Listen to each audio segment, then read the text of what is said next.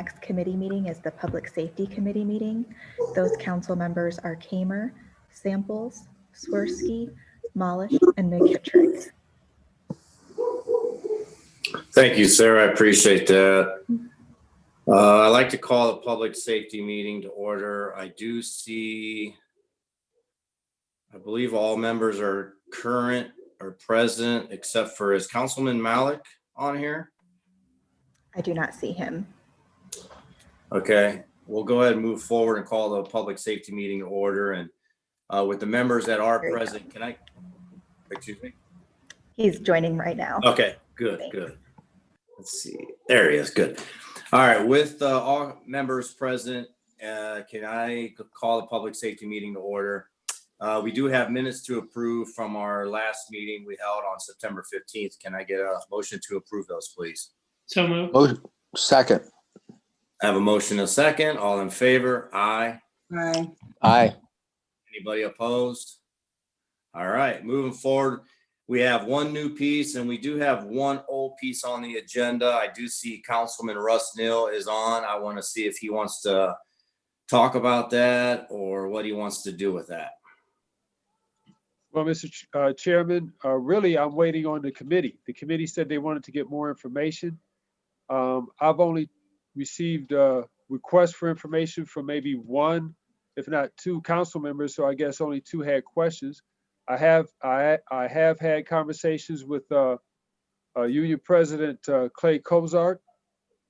And of course, as I've stated with this body, you know, I sit on Ohio Municipal League, so always having conversations with leadership there. As we forge a urban agenda for the Ohio Municipal League, this resolution is a part of that work. Other cities are looking at it. So I'm just here really to see if there's any questions from members. I know there were some concerns. There's one thing I want to state. This is original legislation. Our law department drafted it at my request. So if there's any questions, I mean, you're not going to find them by, I guess, trying to find if some other city is doing something like this, because this is original from our city. This is original from me. I know there were some questions of folks saying that we, I guess I should say questions about the resolution itself, saying that we can't do certain things. And I asked members of council if anyone has a question like that, to please read the first paragraph. You know, the resolution is urging unions and administrations to have this discussion. So at that time, you know, I'll ask if there's any questions from members of committee regarding the resolution, because I think it was pretty much documented pretty well on what our challenge is when the Beacon Journal did an article on it. Bye-bye.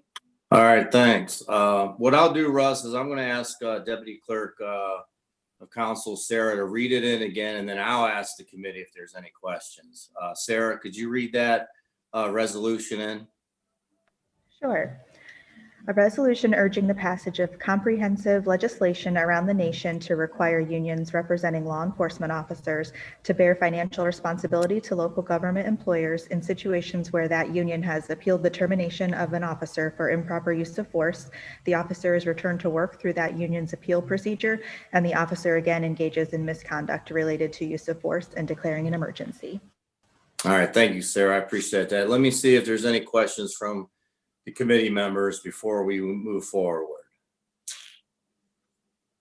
All right, we do have a Councilman Malik, his hands up.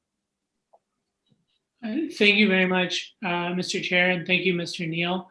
I guess when we had talked about this, you know, previously, the same issue that you mentioned came up, right, about whether there were other jurisdictions that had done something like this. And you know, that was one of the concerns that I raised, just because I think it would be helpful to understand how this would work in practice. You know, it seems not totally clear about whether this is something that we could do under like collective bargaining at the state level, but there were questions raised about that.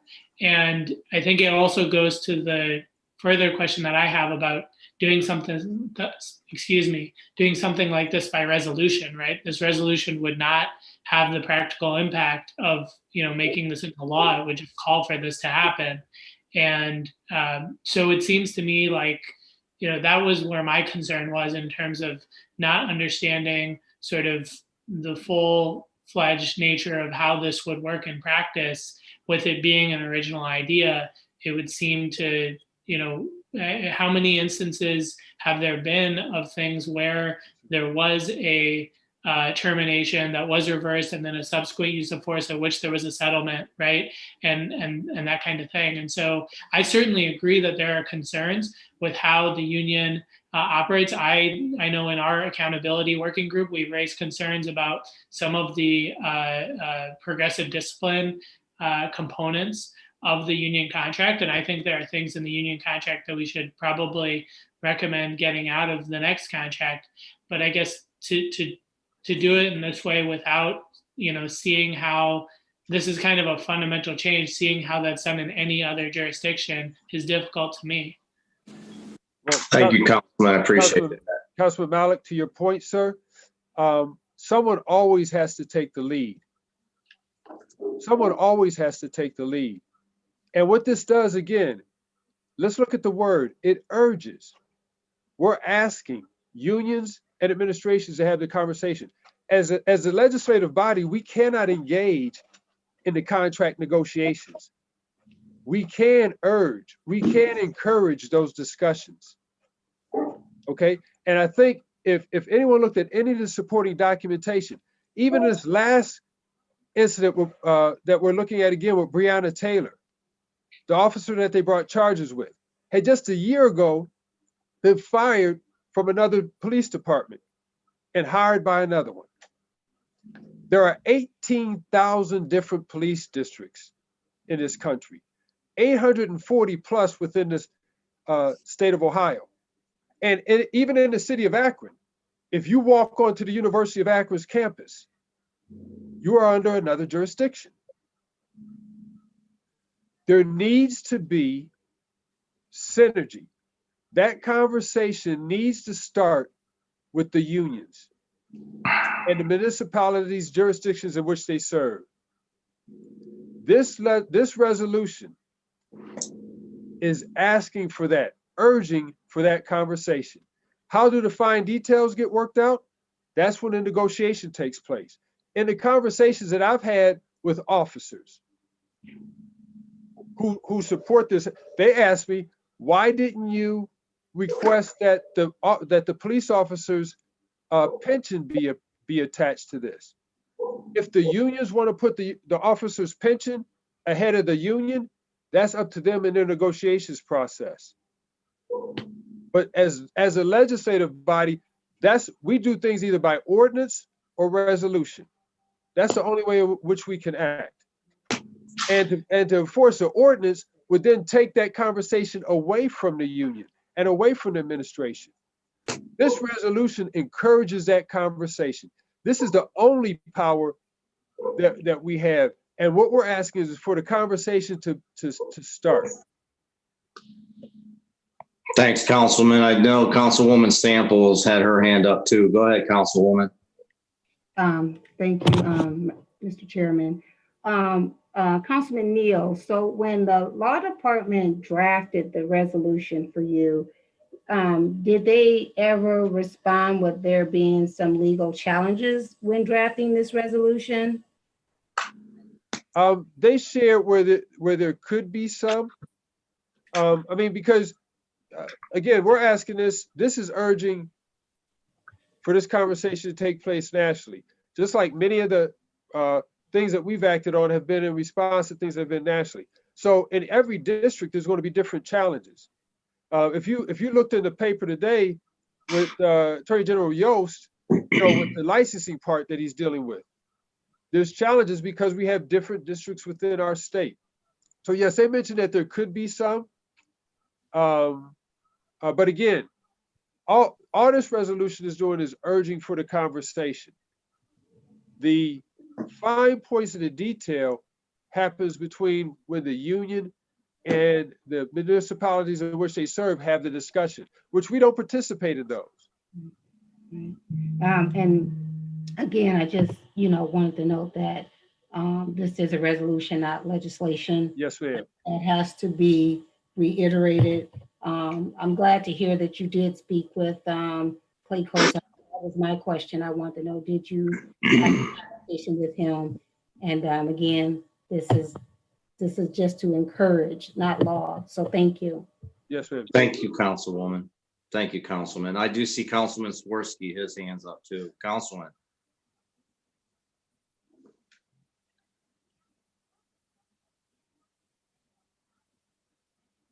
We don't hear you, Councilman.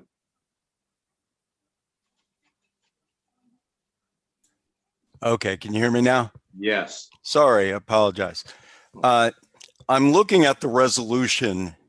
The very first line says a resolution urging the passage of comprehensive legislation around the nation. Okay, and then the other part of it. Okay, so it's more than a discussion. It's urging passage of legislation.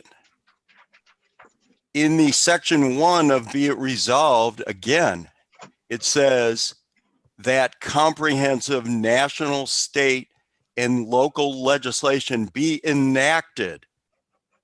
Okay, so we are talking about support for legislation.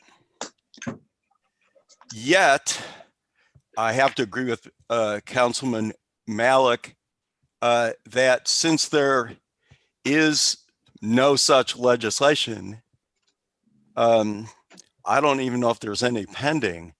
Since there is no legislation, it's very difficult or practice being implemented. It's very difficult for us to make an evaluation or a judgment on whether it's a good thing, it works out well to protect the public from police officers who commit the kind of crimes that Councilman Neal talked about, or whether it's something that will be tied up in court for years, whether it's something that doesn't have the impact that Councilman Neal is hoping for. So with very little practice, no practice to evaluate, it's, I think, difficult for us, the city of Akron, which has not enacted any legislation in that area, even though we want to make sure our police force is acting as responsibly and professionally as any police force in the country. I would put a lot more faith in our process, our collaborative, collective effort, working with the police, with community groups, soliciting public input into proposals and legislation. I think that that's a wiser path for us to take. So I would not be able to support this legislation. Thank you, Councilman. I appreciate that. I see Councilman Fusco, his hand is up too. Go ahead, Councilman. Thank you, Chairman Kamer. And if there's any committee members, I'd yield to them as well. But just in that, we have heard and understand from a lot of conversations I know a lot of folks have had in reference to this, that this on the surface violates the state and the federal collective bargaining laws. Just given that, and I understand the intent here to begin a conversation, just by introducing it begins the conversation. However, the thing is that the one thing that was mentioned, and I think this is something that reimagining policing can look at and discuss, and that would be the it was brought up that a police officer, if they a bad actor, for lack of a better term, in one department and then is fired or let go, they can always jump to another one, which is part of the national discussion. We've all heard that before. We've also heard some talk reference, licensing or registering like a national database. I think that would be a good way to eliminate and look at the policing, individual police officers. Okay, I think that would be a discussion we should have and look at a resolution possibly for that discussion and support thereof. But in terms of this particular one here, in terms of violating the state and federal law with regards to the collective bargaining, and I just couldn't support it either, and I would stand against it. Thank you, Mr. Kamer. Thank you, Councilman. I appreciate that. Mr. Kamer? Yes, go ahead, If I can Councilman. I answer also have those, another question from first- Councilwoman Linda. Okay, first, this does not violate the collective bargaining agreement. I'd like to know who said that this violates the collective bargaining agreement. We are urging unions and the municipalities in which they serve to have a conversation. To Mr. Swirsky's part, the conversation, the legislation would come to the request for legislation would come to the legislative body from that conversation, just like when the unions have conversations with the cities about their their pensions or their health care or the pay increases. Out of those discussions come the legislation that we vote on. Come on, people, we know the process. This is not difficult. What this is doing is urging them to have a conversation. And we acted because we saw the national trend. Nationally, unions have created a problem across this country and within our state. As I said, Council President Somerville knows that because I brought information to her along to some others, been working with the Ohio Municipal League as we try to form an urban agenda to address these issues and others in regards to disparities throughout our cities. Director Carlton Moore, who works with the governor and is working to create police agencies, have police agencies come together to create synergy and standards. We have each agency, each district has their own agency, has their own training mechanism. There's no standards. So this does not violate collective bargaining agreements.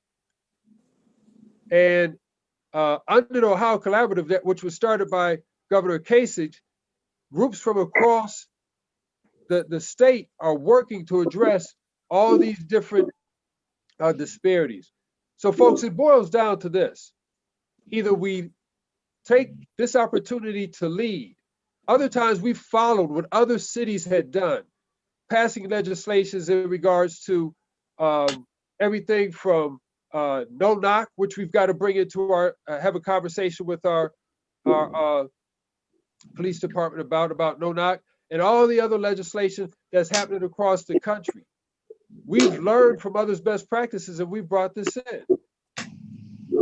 Now, if someone felt that there was a better way, I'm open to that.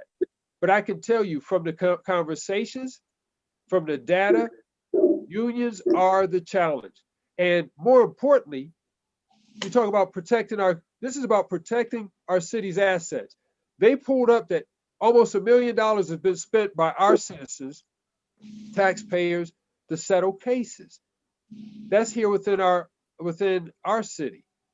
But when we look at how this happens nationally, and understand this, folks, we may say it doesn't impact us, but it does, because in urban cores, that's why insurance policies are higher on different things. This does impact all of us. So this is a chance for us to, as a council here, as we send national resolutions all the time, as Councilwoman Samples spoke of, this is not an ordinance. This is a resolution urging the conversation for unions to stand by cities. When cities go through the process to have an officer removed, that if that officer is brought back, that they guarantee by standing beside the city, beside that city to protect the citizens from the the financial impact of that decision.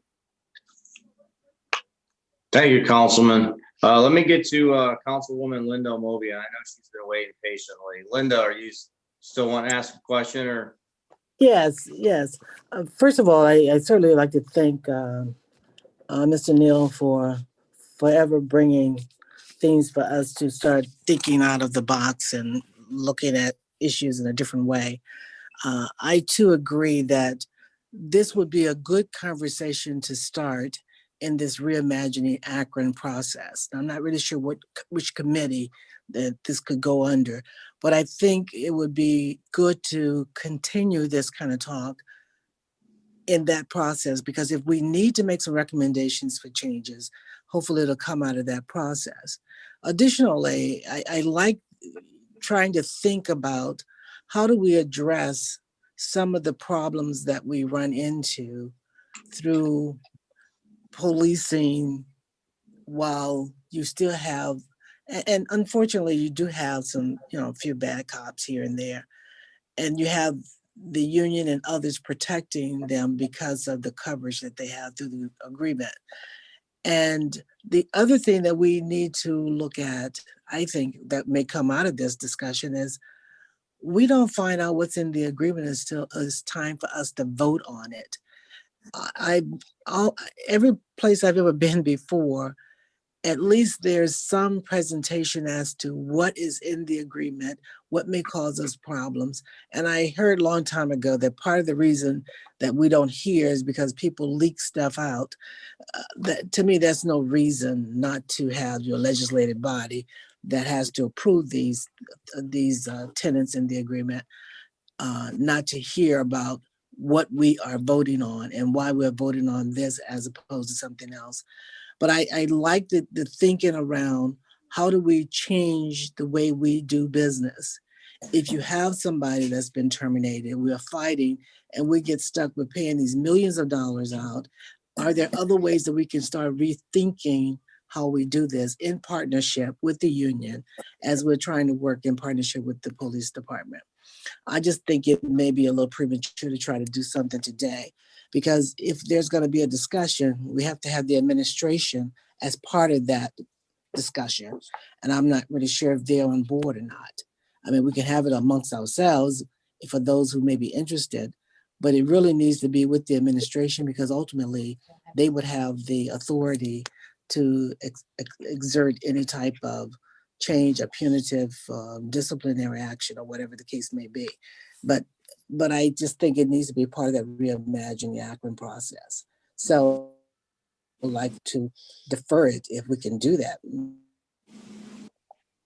Thank you, Councilwoman. You made some good points. I do think this resolution, I think it's presented to us at the wrong time. That's why originally I was against the resolution, and I still am against the resolution, but hopefully President Somerville will get with the administration and we can obviously get something discussed about this. I like what you said too about, it'd be nice to be part of that conversation before it comes to council, before we initially vote on any passage of the union contracts and everything like that. So I know President Somerville is on, so I know she's listening. So hopefully maybe this topic can be continued in the future. Let me see if there's any other questions or comments. I see Councilman Swirsky, go ahead. Yeah, I think the notion of limiting or curbing the power of the union is a valuable notion. I don't think this legislation would really accomplish that, but I do think that, as Councilwoman Amobian said, I do think that a series of discussions that include the administration, include the union, as well as council members, could be very productive at finding a common ground that has the same result or intent that may have been involved with this, but I can't really call on other cities or states to enact legislation. That's what it says in here, enact legislation. Well, I would like our discussion to grow a little more and to include this topic of the role of the unions, and how can we make sure the unions are a partner but not a dictator of our actions. I think that would be very, very productive. Thank you, Councilman. I see Councilman McKittrick is his hands up before I go back to you. Go ahead, Councilman McKittrick. I too had a conversation with President Cozart in regard to this. I need to remind everybody, these contracts, when people refer to the unions, these are contracts by agreement.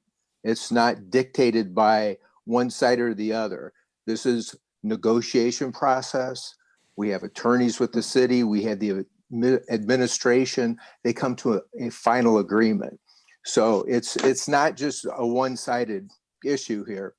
And if we'll recall, I know that somebody requested us how much money the city had paid out in the past.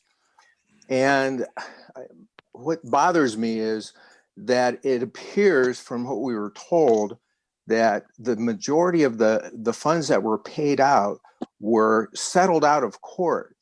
So my concern is, what motivation would the city have to try to let these go to trial if they could go ahead and just settle out of court and split this with the FOP?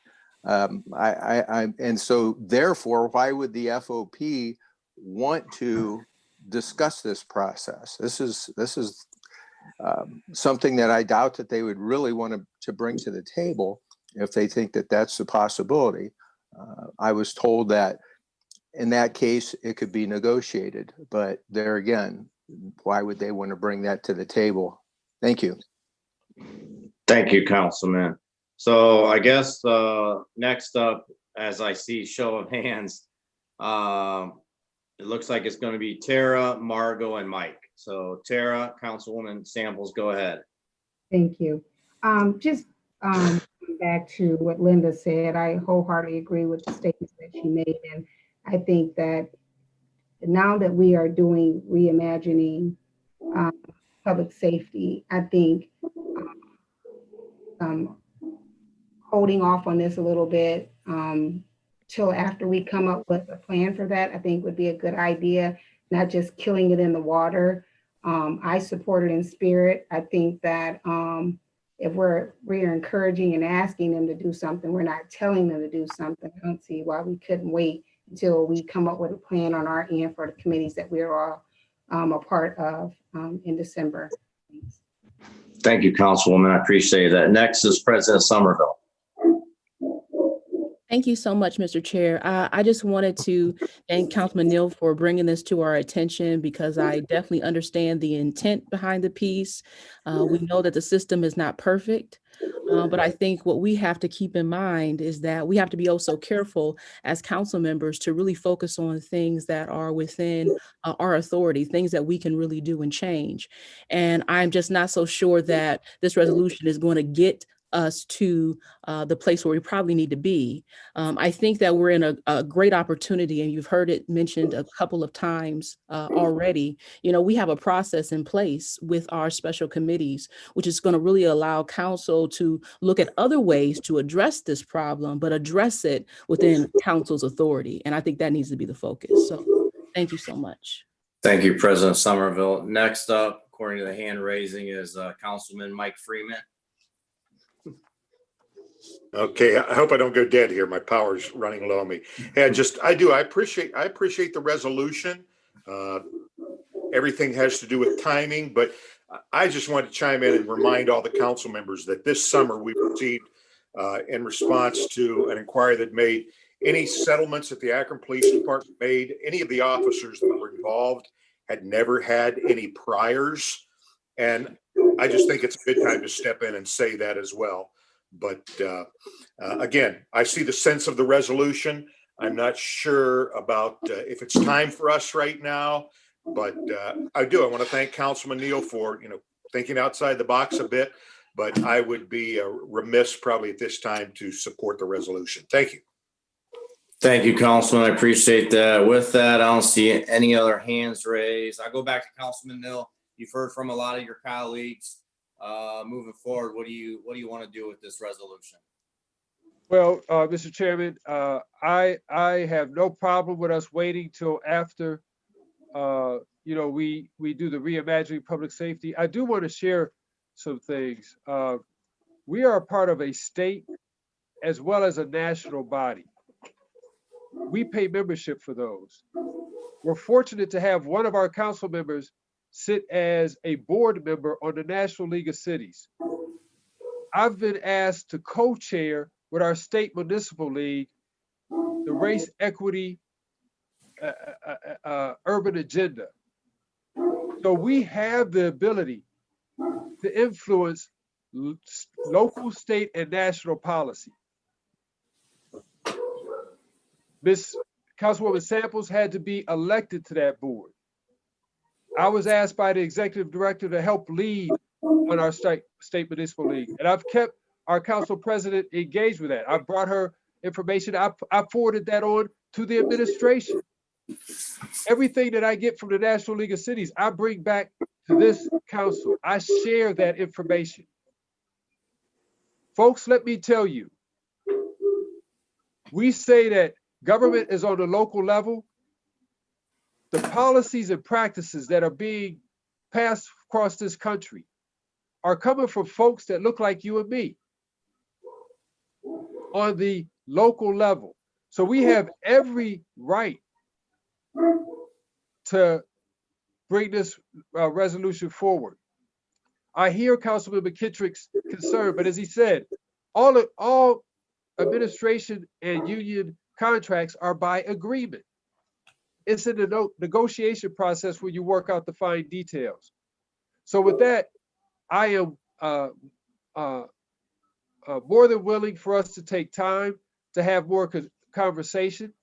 I'd like to have President Cozart come back. He and I had good conversation.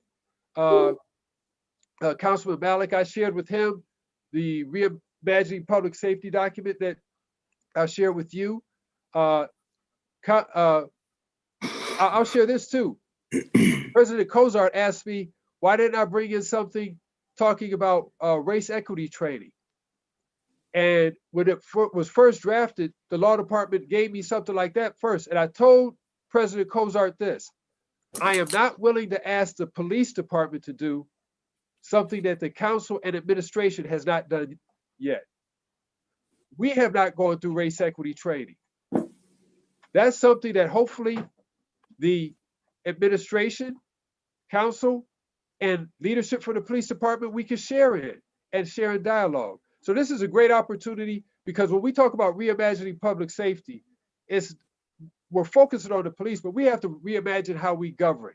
That means as a city council, we have to look at how we can improve. The administration has to look at how it improves so that all of us can serve our constituents better. So with that, I appreciate everything I've heard from everyone, and I'm willing, as suggested, for us to take time until after the reimagining public safety, when we have more information that we can come back to this. Well, I think we need to continue the conversation, but I just think in regards to this resolution, I just don't think this is a proper conversation to have in this committee. So I don't know what the committee members want to do. If they want to take time, obviously I don't think we're going to pass this today, but I mean, I'm willing to make the motion for an adverse report on this resolution, but I'm hoping President Somerville will continue this conversation with the administration. I think she will. So I'm going to make the motion for an adverse report on this resolution.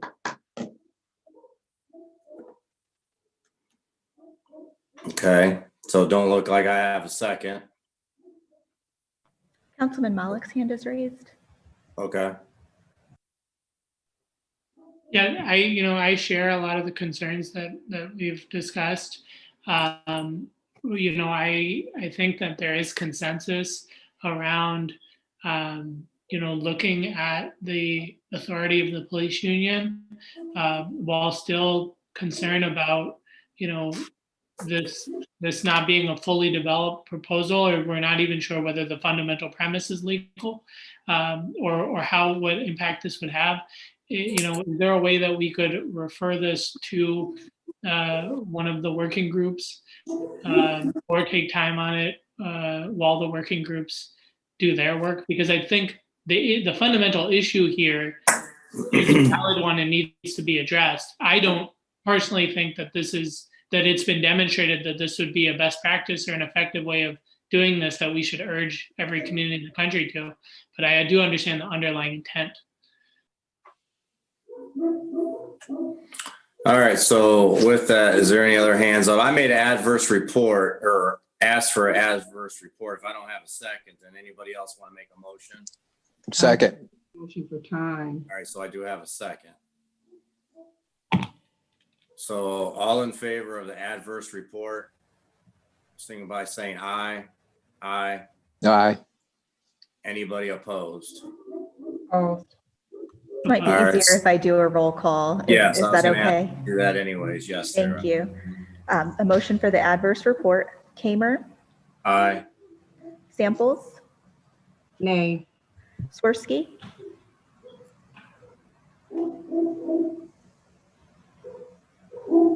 Swirsky, Okay, I'm for the adverse report.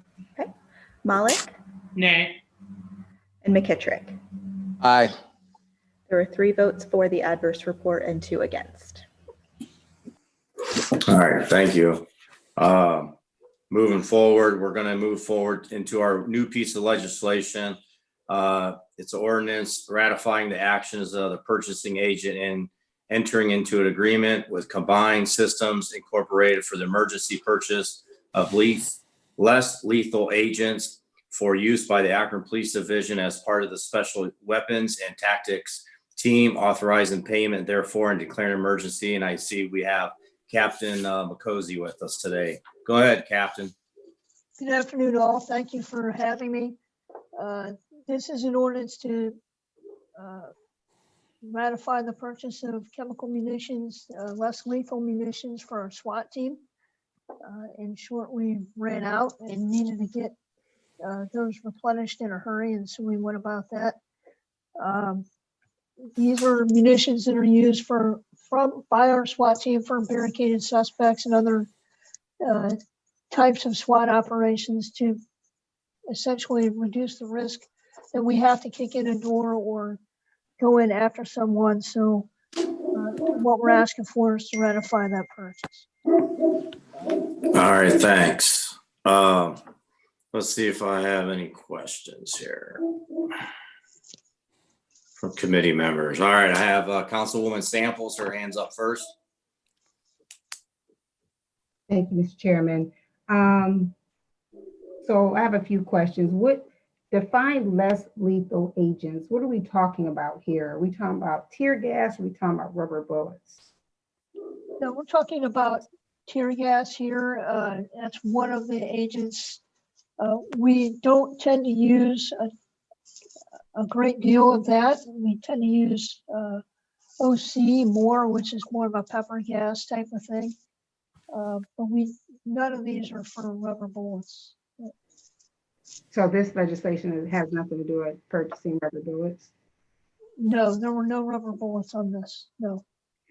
You said that it's used for barricades, not something that's used like if we have protests and things of that sort, right?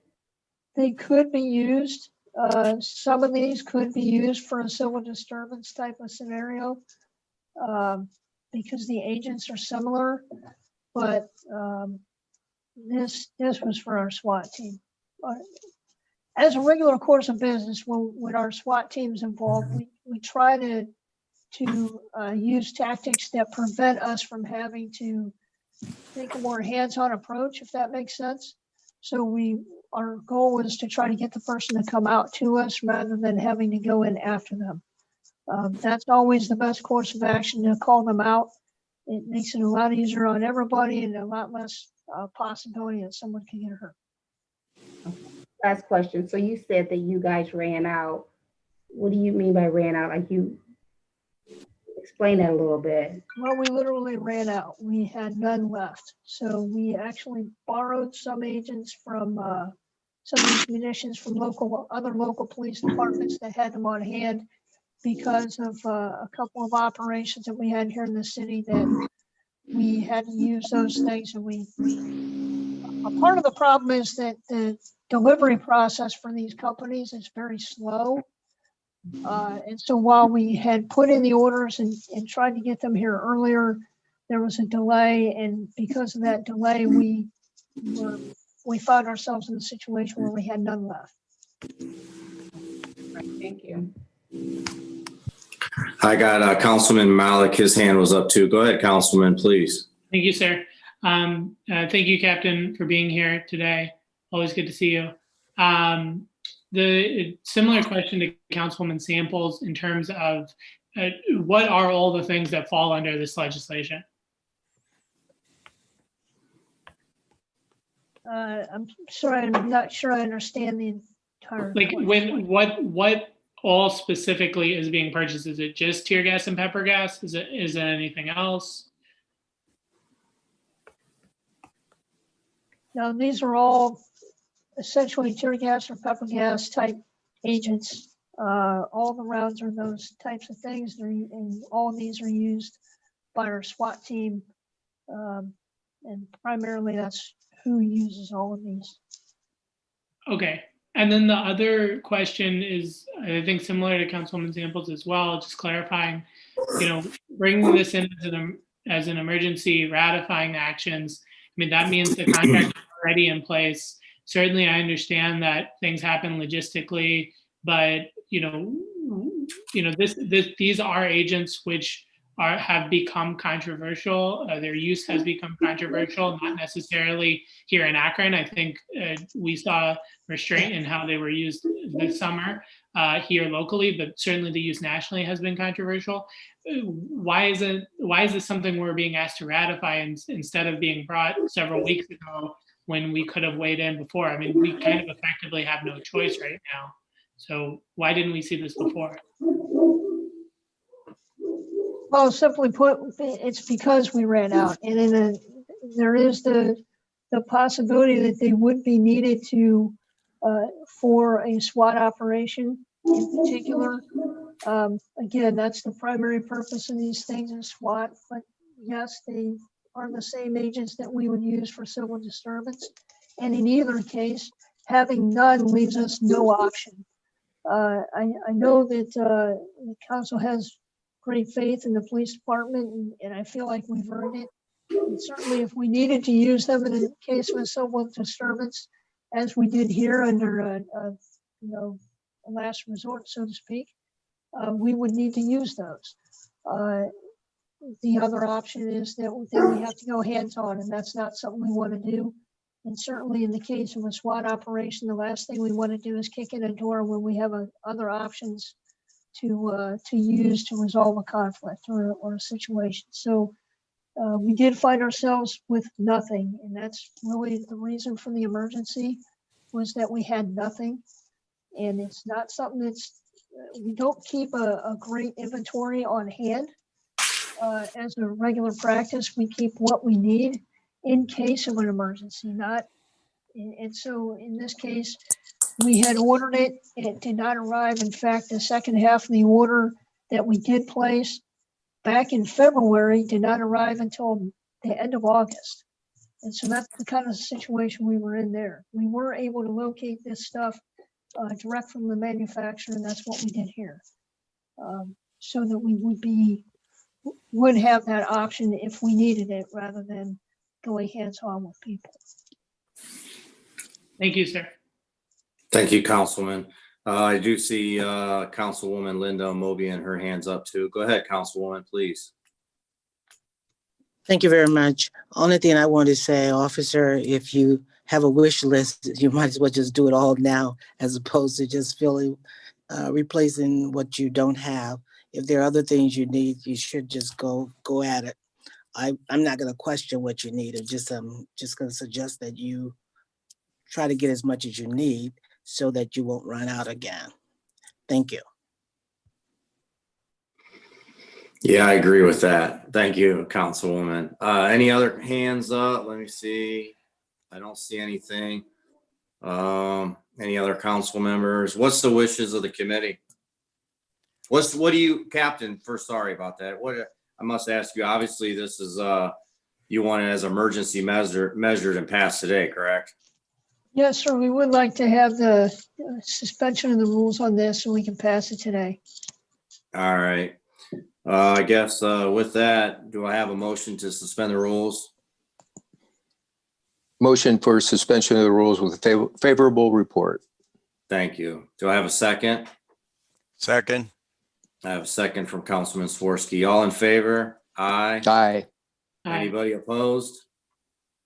All right, with that, thank you, Captain. I appreciate that. And then just to let the council members that are on before we adjourn, this is actually one of the topics we're going to be speaking during my committee this Wednesday evening with Captain Yowie. That is one of my reps from the Akron Police Department. He's going to be talking about this because he's speaking about equipment with the Akron Police Department. And I asked him to talk about a few things this Wednesday, and this is actually one of the topics. All right, with that, we're adjourned. Thank you. Thank you all.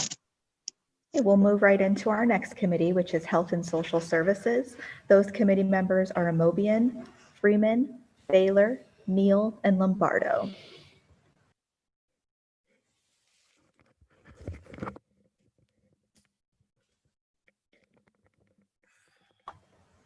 Councilwoman Amobian, can you hear me? Yes. Will you do a roll call, please? Sure. Amobian, Here. Freeman, Here. Baylor,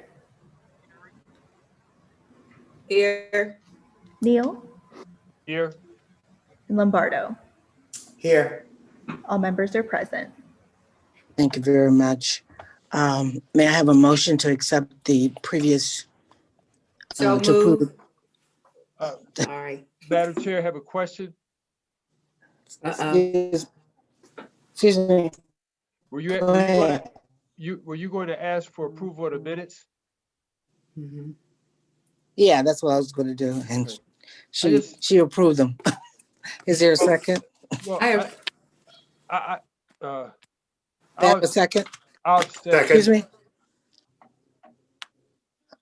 Okay. Why don't you do a roll call, Sure. Sierra, please, Sure. Amobian? on the minutes. Sure. Aye. Freeman, Aye. Baylor, Aye. Neal, Nay. Lombardo, I'm sorry. Aye. Okay, the minutes pass 4-1.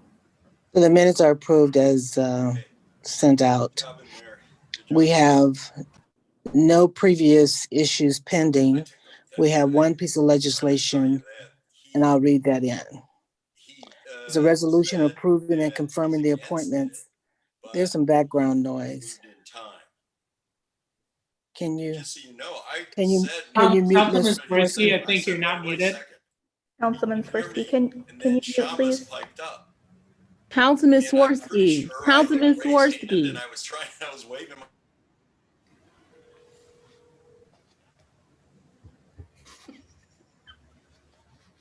Go ahead, Councilwoman Amobian.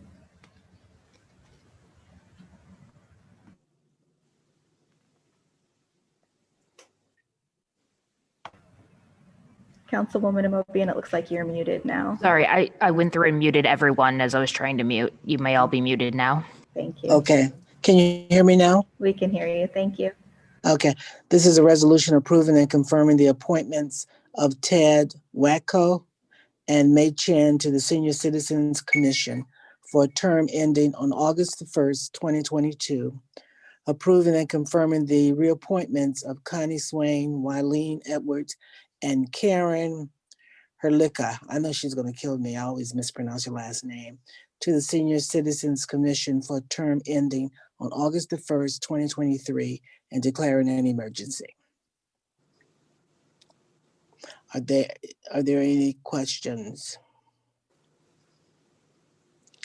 Hearing none, may I have a motion to accept the resolution?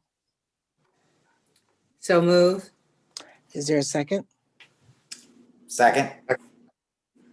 The resolution has been moved and seconded. Are there any? The only comment I have is that certainly I know a few of these people and I think they would serve us well.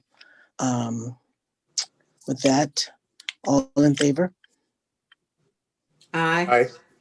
Oppose? Aye. Oppose? Okay. Hearing none, the motion passes unanimously. I don't think we have any further business. Are there any questions, concerns, or anything else to come before the committee? Yes, ma'am, Madam Chair. Hearing and seeing none? Oh, I'm sorry, go ahead. Yeah, the reason why on the minutes, they documented most of our conversation correctly, but did you ever receive, because I never received the answers to the questions we brought up in the meeting? Regarding, this was regarding to the Race Equity Task Force.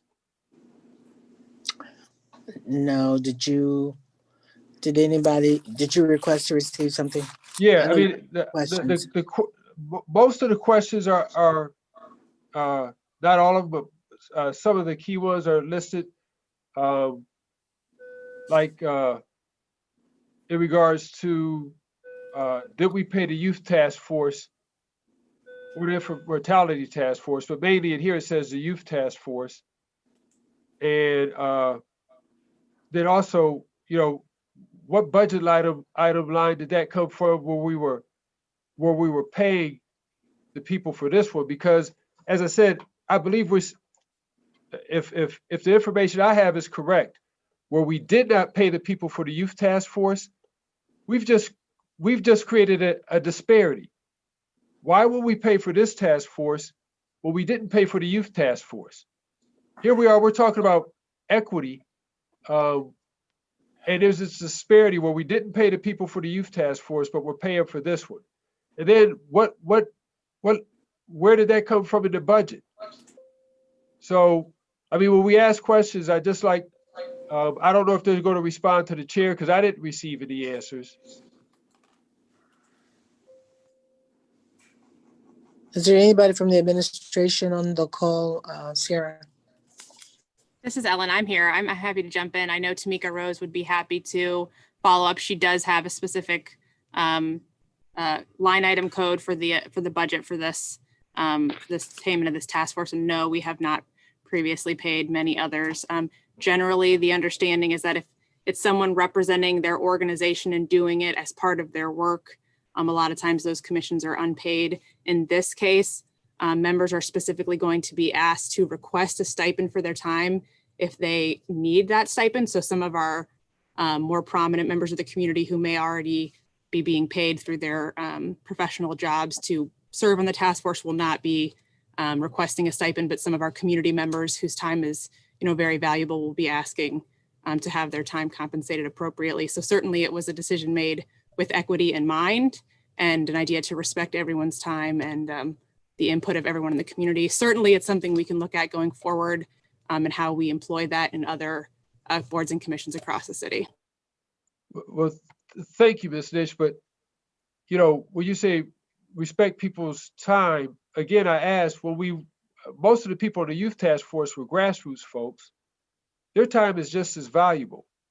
And I think that's where, I mean, we've had this conversation, and because we haven't had time to sit down and set metrics, and you're well aware because I had been emailing you back in 2018 about council and administration sitting down and having this discussion about what we mean when we talk about equity. What metrics do we use to make sure that when we implement policy or practice that is equitable? Here is a clear line of disparity on how we treat one class of folk compared to another. So again, I think with us doing what we did right here, we're setting a new precedent. And And then how many of these people, as I asked before, don't even live in our city? That's the challenge that people have even about our police officers and our school teachers. They don't live in the city. So again, I think it is critical that this body come together and go through training so that we understand. And I think that training needs to take place with the administration so that we understand when we have a conversation about equity and inclusion and dealing with disparities, we have a normalized understanding of what we're talking about. Because 3.5 years later from that disparity report, we are still on different levels of understanding. And here we've just created an inequity in our community by paying one group when we didn't pay another group that just went through the same practice.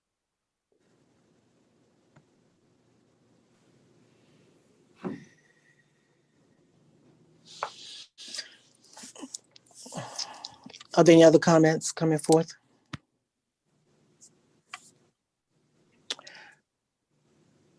It sounds like we will get information from Mrs. Tamika Rose as to the questions regarding what the line item, and maybe the thinking has to be that perhaps as we go forward, we start questioning where we get money from to hire or pay stipends to people as they serve on task forces or committees. But perhaps they can share with us the thinking around providing the stipend for this. I heard what Mrs. Nitch said, but maybe we could get more details in terms of the thinking about this committee. Are there any other comments? Hearing none, I hope that comes forth. Sarah, will you make sure Mrs. Rose gets that those questions and concerns and see if she gets something back to her? Sure. Thank you very much. Is there anything else to come before the committee? Hearing none. Madam Chair, do we want to place this on consent in the light of Mr. Neal's questions? That's not a, we don't have a resolution. He's asking a question about something we've already passed.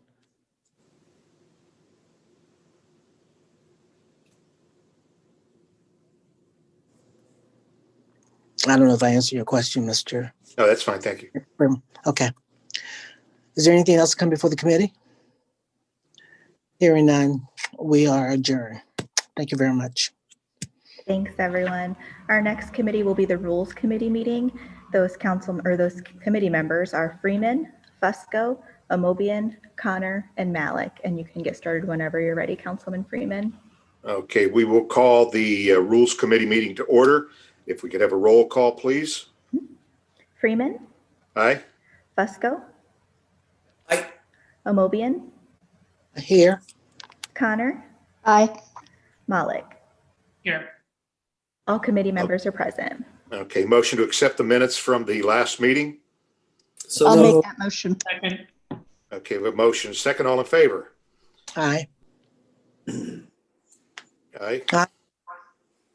Okay, thank you. We have one item before us. It's a resolution expressing support for local issues 2, 3, 4, 5, 6, and 7, and urging the citizens to vote yes on these issues and declaring an emergency. Who would be addressing us today?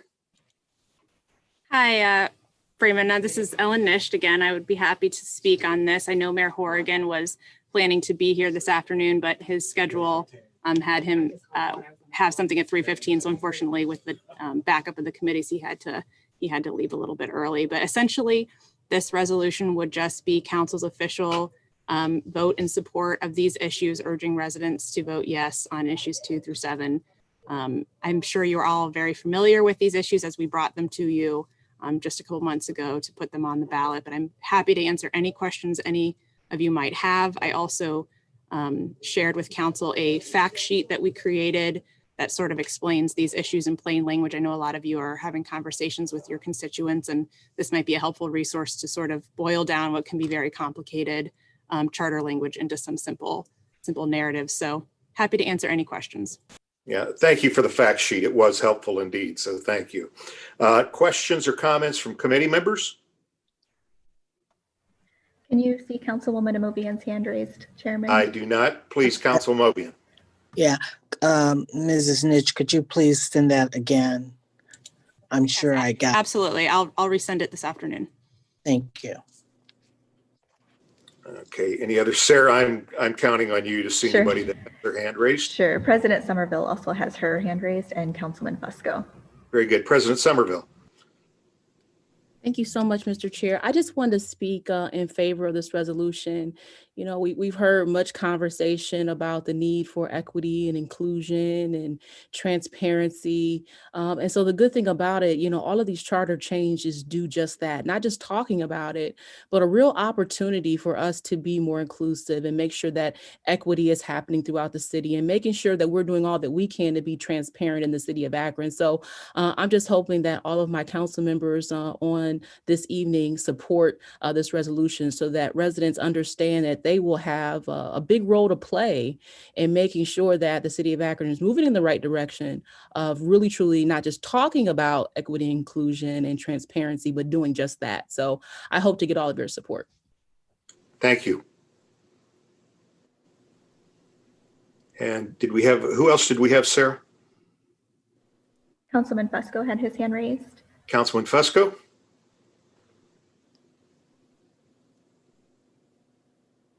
He's coming back into the meeting right now. Okay, there we go. Okay.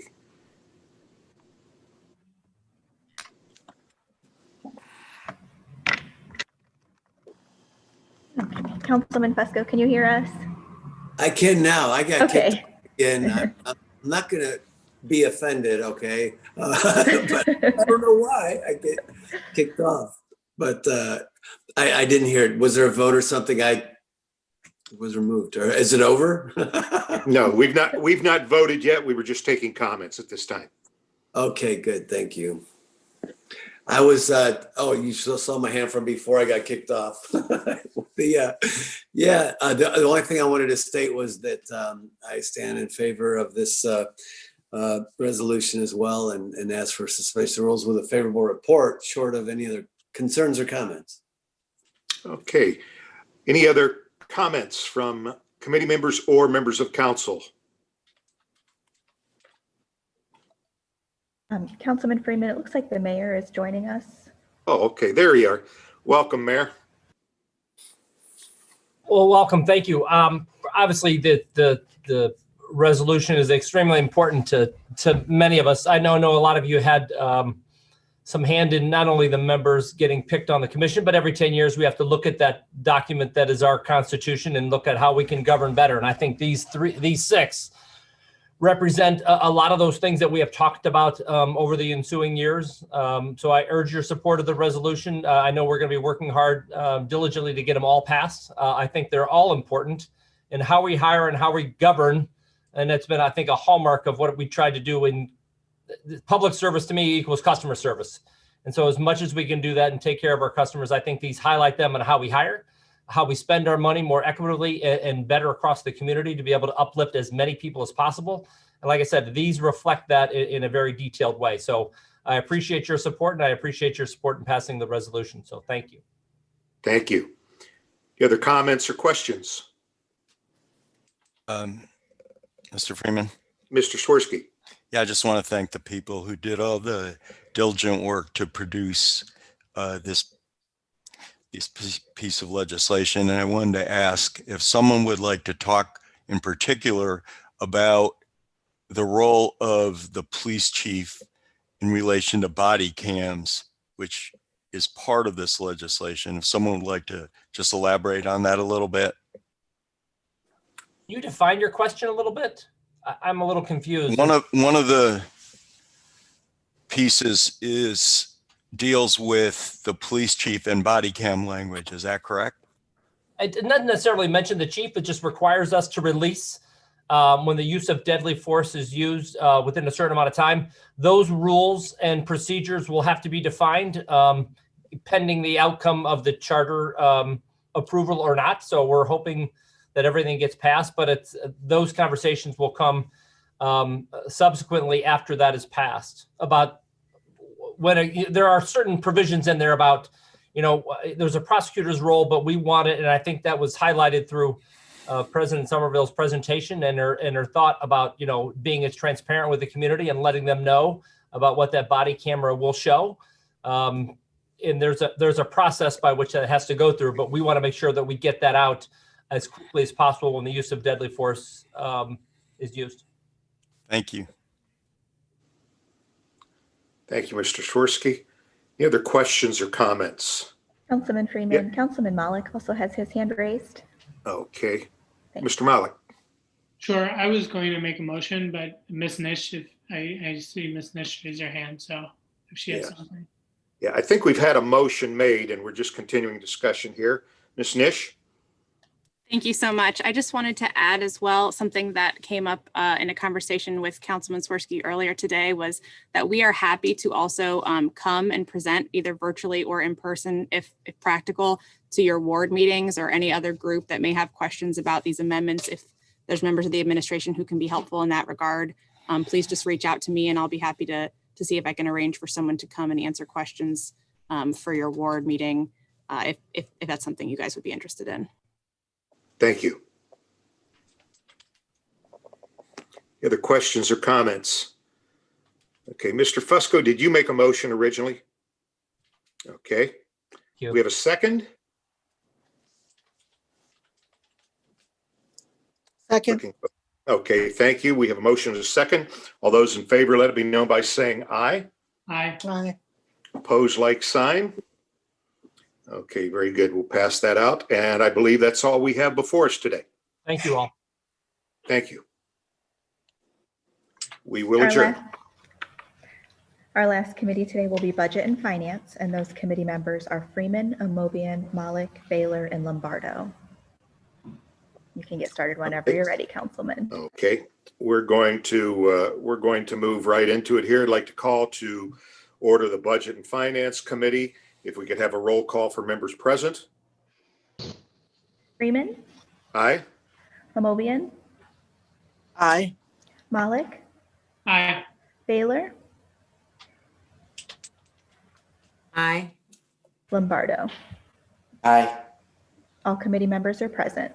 Thank you. And then I'd like to ask that we approve the meeting minutes from the last meeting.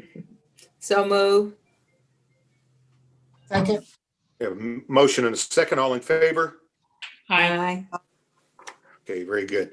So we have several items for us today. First is the resolution approving and confirming the appointment of Jill Bacon, Madden, Katie Beck, Larissa Brown, Angela Chaffin-Miller, April Couch, John Fume, Dara Harper, Danica Stevenson, and Kat Wentz to the Public Art Commission, approving and confirming the appointment of 5 members to the Public Art Commission with their terms expiring on January 1st, 2024, approving and confirming the appointment of 4 members to the Public Art Commission with their terms expiring on January 1st, 2023, and declaring an emergency. Thank you, Mr. Chairman, members of the committee. We're pleased to bring to you the inaugural class of commissioners for our new Public Art Commission. I want to give a very public thank you and shout out to Summer Hall, who spearheaded all of this work to bring us to this moment. As you know, we did some things a little differently this time around for this commission. We had an open application for anyone who was interested in serving on this commission. Summer then followed up with every single application to make sure that they lived in the city, that we got resumes, bios, and really understood why they wanted to serve. And what you have in front of you today is the result of that. And so we're pleased to say that 8 out of our 10 wards are represented on this, which is an incredible feat, given we only had 9 spots. We have 8 women, only 1 white male, 4 African Americans, incredibly diverse backgrounds, including artists, community members, grant writers, and everyone obviously who loves art and wants to see more art in the community. So with that, Summer and I are here to take any questions you may have. Okay, questions or comments? Looking for your help here, Sarah, if we have anyone. Okay. I I don't had see any hands raised. Okay, I had a request if we could place this item on the consent agenda. So could I have a motion for that So moved. and a second? Second. All in favor by placing this item on the consent agenda? Aye. Aye. All right. And thank you for your help. I know this has been yeoman's work, so thank you very, very much. Our pleasure. I did take one item out of order, and we did have an item from last week. And that was an ordinance authorizing the purchasing agent to enter into contract or contracts without the formality of advertising for bids for the purchase of annual subscriptions and maintenance packages for the software used by various departments of the city of Akron through December 31st, 2021, and declaring an emergency. Ms. Goodrich. I knew my headphones wouldn't be working. Thank you, Mr. Chairman and members of the committee. This piece is being introduced to allow the purchasing department to approve software renewals. Currently, our charter states in making purchases, opportunity for competition among suppliers shall be given. This is also part of the charter that we're looking to amend in the charter amendments that are going before the voters in November, but currently we're bound by this provision of the charter. It is not possible for us to provide competition for software renewal purchases. In the past, some of these subscription renewals were included in the no bid ordinance, while some were not. After consulting with the law department, we decided it was best practice to bring a separate legislation piece allowing purchasing to issue POs for these software renewals rather than including them in the no bid ordinance. This will not be for any new software, rather systems that we already have in place that we're just looking to get a PO issued for a renewal of the software. So I'll Very go good. ahead and take any questions that you guys may have. All right, questions or comments from committee members first off? Any comments from any other council members that may be on board with us here? Consent agenda work out okay on this? Yeah, that's fine. Okay, you have a motion for consent? So moved. Second. Motion and a second. All in favor, please let it be known by saying aye. Aye. Aye. Aye. All right, we'll see that that item is placed on the consent agenda. Thank you, Ms. Goodrich. All right, now we're back to our new business. And item number 3 would be an ordinance authorizing the clerk of courts or his designee to enter into a contract or contracts with Quadient for the renewal of the lease of the office's postage machine and declaring an emergency. Yes, sir. Mr. Chairman, this is Jim Laria on behalf of the clerk's office. We had a 4-year lease on our mail machine that we use to do our certified mail and all the mailing stuff that we send out. That lease comes to an end at the end of this year. And in talking with the company, we want to renew it. This will be for a 5-year lease. And the overall price, I think, only went up about $30 a month. And considering everything that we've done and used this for the last 4 years, it's worked out really well. As part of this lease renewal, we are getting an upgrade on the machine so that we'll be current with what their current software and everything is using. So it will involve some enhancements with the machine. But it's something that we use every day. It's how we do our mailing process to get all our certified mail out, all our new case filings and stuff that we send through that require certified mail. And it's something that we need to stay current on. Okay, very good. So all of your upgrades and whatnot, are they covered in the costs that we have in this ordinance? Correct, yes. Okay, very good. Okay, questions or comments from committee members or council members? All right. I don't see any raised hands. Okay. What's your time frame on this, Mr. Laria? Well, it's supposed to be effective. Our current one expires December 13th, 2020. So I don't know that we've asked for any special time or anything. Okay, well, I'll just ask for a motion for consent then. We'll get it placed on the consent agenda. So moved. Second. We have a motion and a second. All in favor, let it be known by saying aye. Aye. Aye. Okay, thank you so much, Mr. Laria. Thank you. Appreciate it. All right, item number 4 was pulled. Item number 5 is an ordinance providing for the issuance and sale of notes in a principal amount of $13 million to pay the property owner's portion in anticipation of the levy and collection of special assessments of the city, of the cost of improving certain streets in the city between certain termini by providing street cleaning services and street lighting and declaring an emergency. Mr. Fricker. Thank you, Mr. Chairman. So this is our annual issuance of the street lighting and street cleaning note. So we issue this once a year, and this covers the cost of this year's street lighting and street cleaning program. We will assess that and then collect those amounts next year.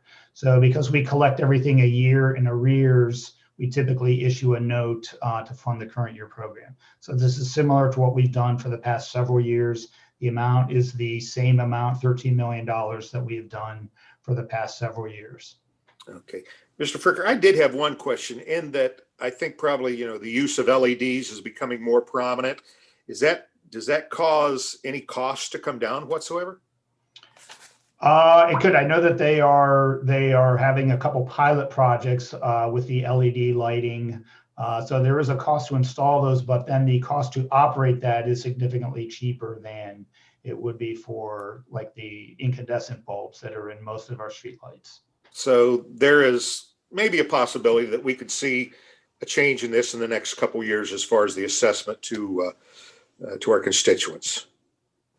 Yes, I mean, I know that is being looked at by our integrated development department. They have piloted a few of those LED programs.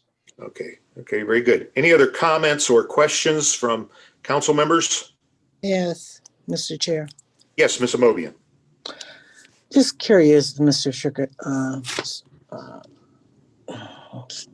Fricker, Steve, all of a sudden I forgot your last name. How do we do with collecting the assessments? Are we doing well? Because this can go on to your tax bill, right? Yes. So typically, this is the one assessment that, because it hits virtually all of the property owners within Akron, that we do not allow a cash payment when we assess it. So this one, the street lighting and street cleaning, is automatically certified on everyone's property tax bill.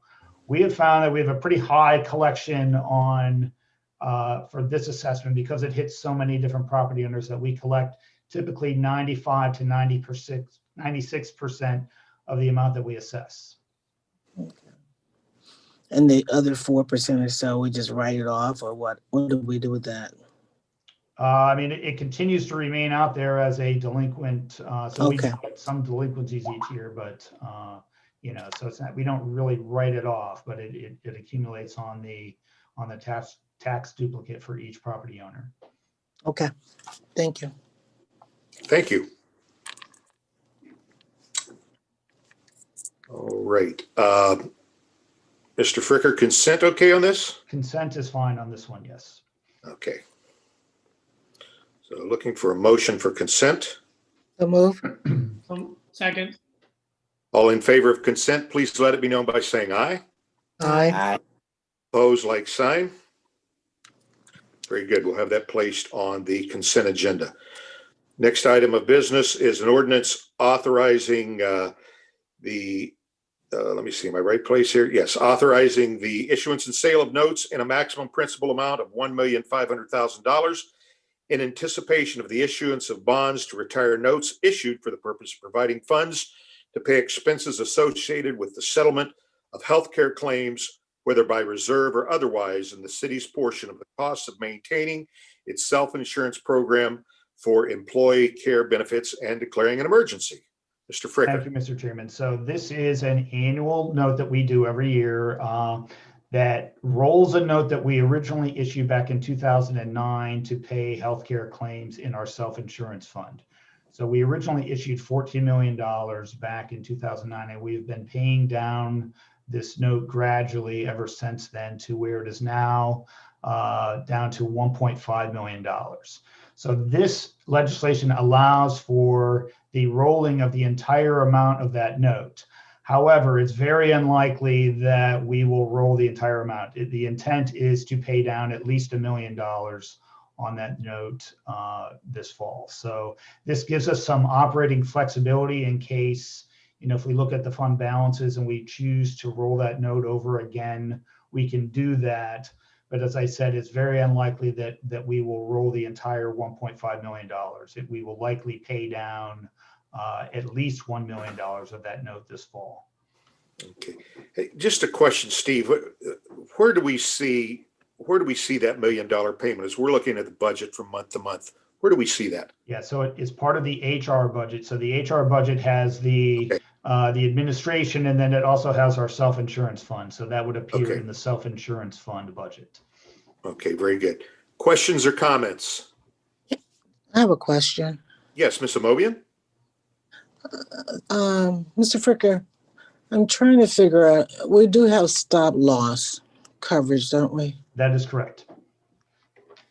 How much is that? So the premium on that is approximately $1 million. So it covers if there's an individual employee or covered, it could be a spouse or a child as well.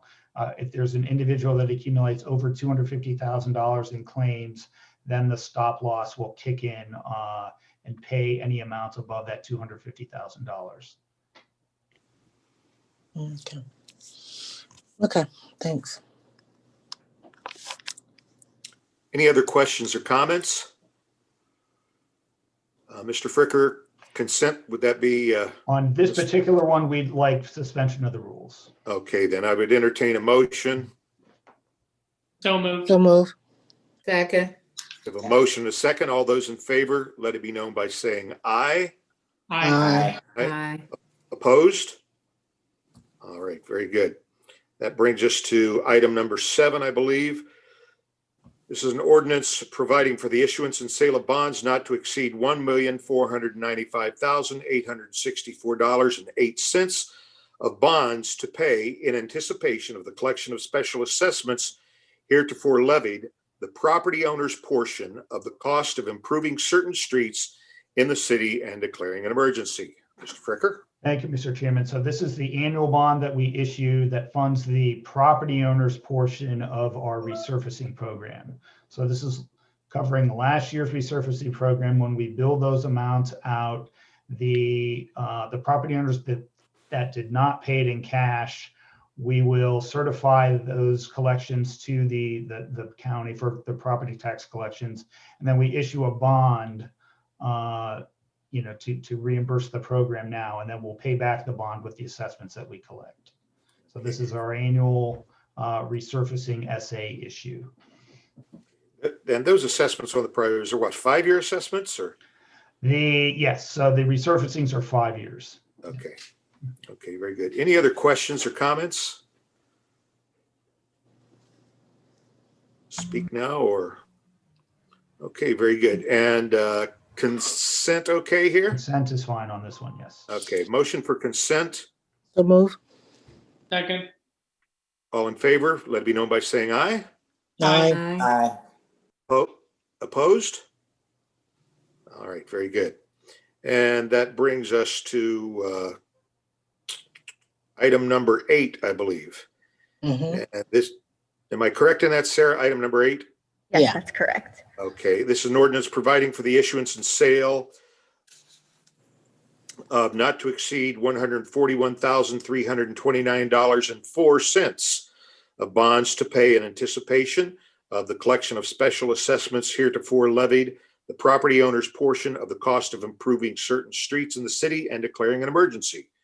Thank you, Steve? Mr. Chairman. So this is similar to the last piece. This is for last year's city sidewalk program. So it's the property owner's portion of the sidewalk program. Okay, very good. Questions or comments? So we have to keep these things separate, Mr. Fricker? Yes, typically they, based on the type of service, whether it's sidewalks, full depth improvement, or resurfacing, that we issue a separate piece for each one. Okay. Very good. This is a kind of applies, what percentage of folks pay in cash?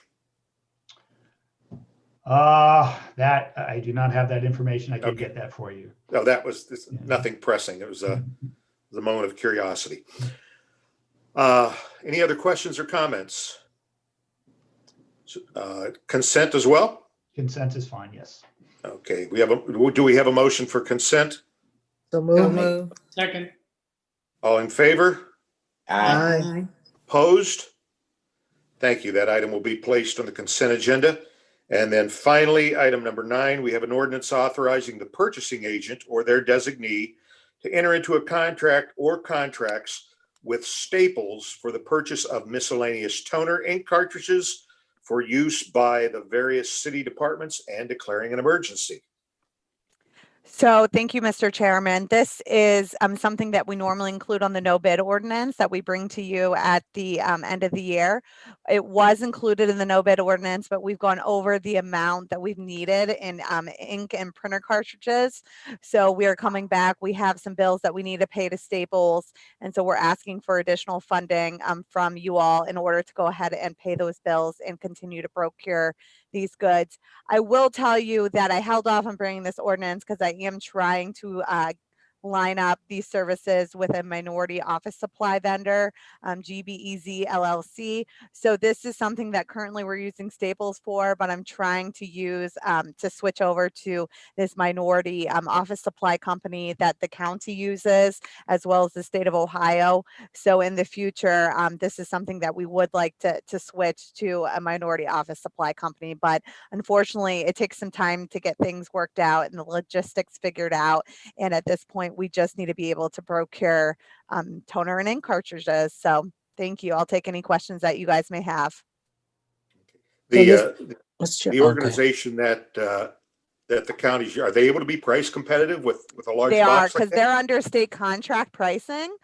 So actually the University of Akron uses them, the county uses them, and we're a member of like the DAS state contract pricing cooperative. So yes, the pricing will be competitive. Okay, excellent. Are there any questions or comments? I can see that Councilman Malik's hand is raised. So this particular, I'm sorry, I guess I could raise my hand. I tell you what, I'll come to Councilman Malik and then Linda, I'll come to you. Okay. Councilman Malik? Sure, thank you. And thank you, Ms. Goodrich. I guess, it definitely sounds great to try to go ahead and use the entity that the county is using. But as someone who goes and gets my printer ink at Office Max, I guess my interest was just piqued. Why isn't this something that's typically bid? Oh, this has historically been something that we just have not done competitive bidding on. That was included in the no bid ordinance. I don't know if everyone's aware, but Sean Volman's acting, he's assisting and acting as the purchasing agent. We're looking at everything in purchasing. So this may be something that we choose to competitively bid, or if we continue on the no bid ordinance, we see if we can direct the business to a minority company. But historically, this has been something that was just included on the no bid ordinance. And I think it was a comfort level that we were able to get the ink cartridges and the toner in a quick turnaround time from Staples. Thank you. Ms. Amobian? And what we're doing with Staples with this is only for 1 year, or? Yeah, this is 100,000, and I believe it's only going to be through the end of the year. So we will bring back additional legislation to you guys. It'll be on the no bid ordinance for 2021. But like I said, we do have some outstanding bills with Staples that we need to pay, and then we needed to make sure that we had enough funds in order to order cartridges and toner through the end of the year. So there's no doubt in my mind that we're not going to use $100,000, but I wanted to be sure that in case something comes up that we have enough funds in order to procure the necessary goods for our departments. Sure. Let me ask you this. How do you determine what's no bid and what you bid?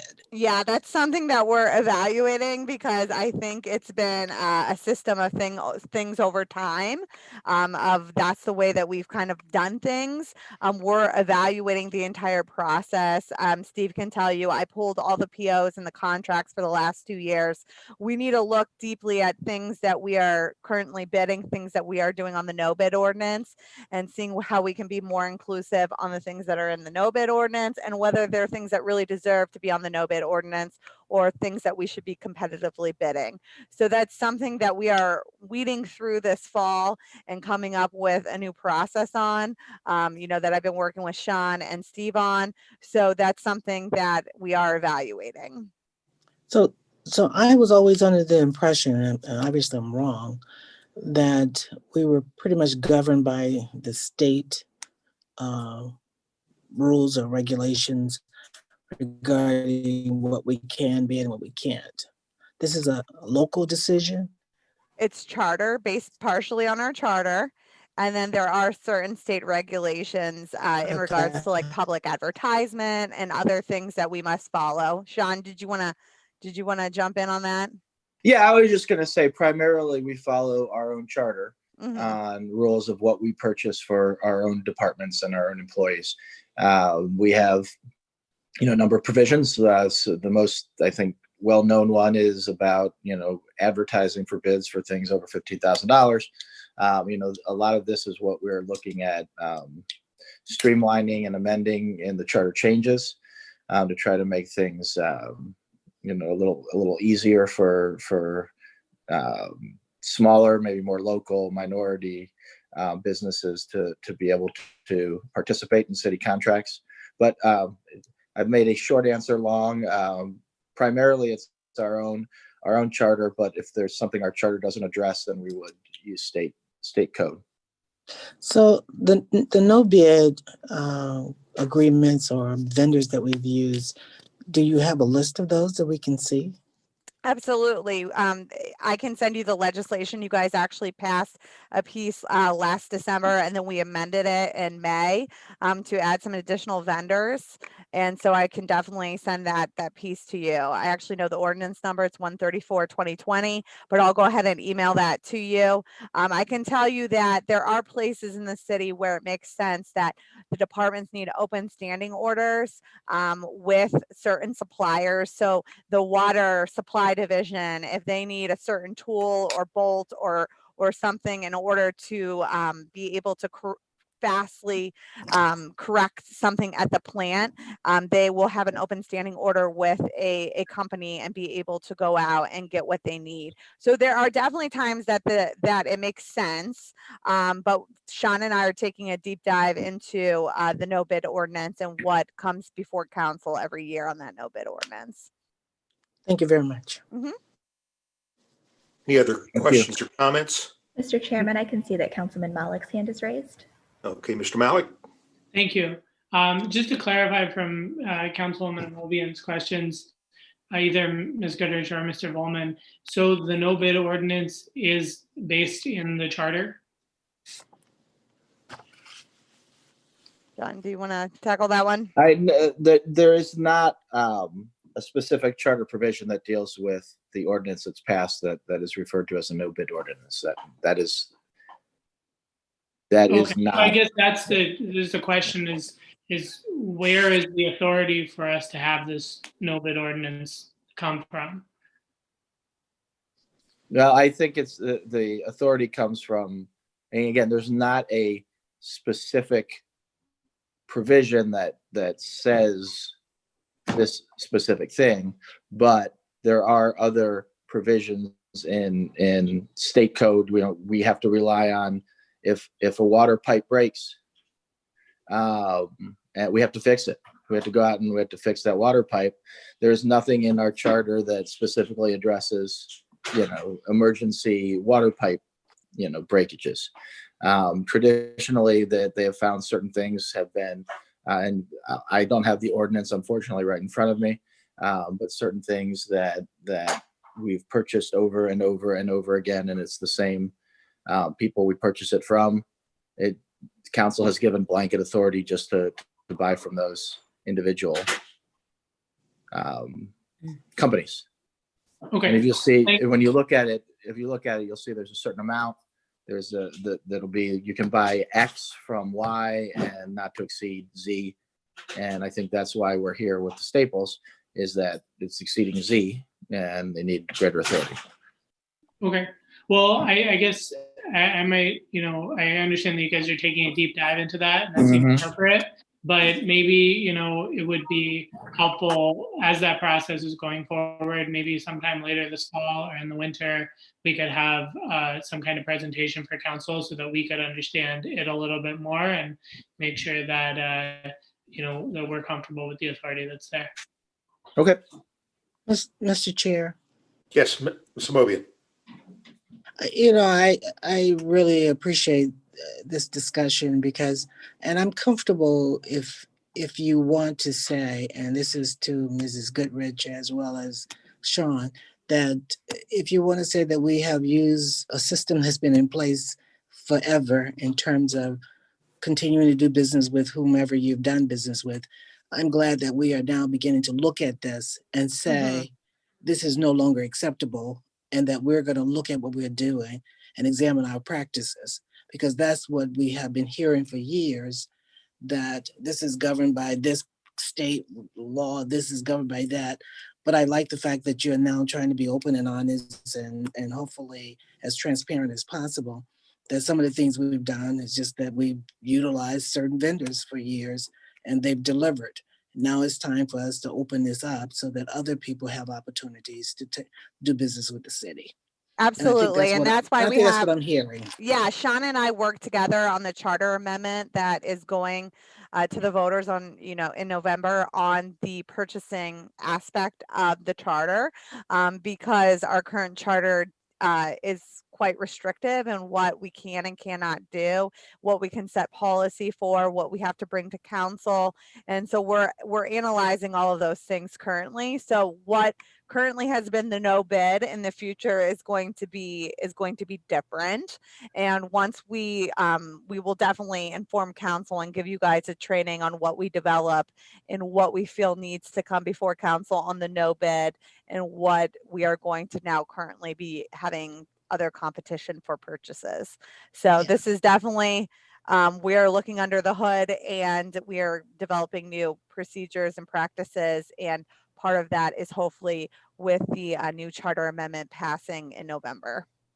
Yeah, but it also sounds like you've always had some latitude, even prior to this, that we may not have exercised. And maybe the presentation that you give to council as requested by Councilman Malik, that we will understand this a little bit better. Absolutely. Thank you. Thank you. Any other comments, questions? See anyone there, Sarah? I don't see any hands raised. I guess I just want to reiterate, Shelley and Steve, thank you. I know trying to undo some things from the past and things to be done effectively. It's kind of nice to see some of the things we've been talking about and council members have pushed for kind of come to fruition now. So thank you very much for that. On this, would consent be okay with this, Shelley? Yeah, that would be fine. Okay, then I'd look for a motion for consent. So move. And did I hear a second? Second. Okay, we have a motion, a second. All in favor, let it be known by saying aye. Aye. Aye. Okay, that concludes all of our items, and we will call our meeting to close here at 3:53. Thank you so much. Thank you.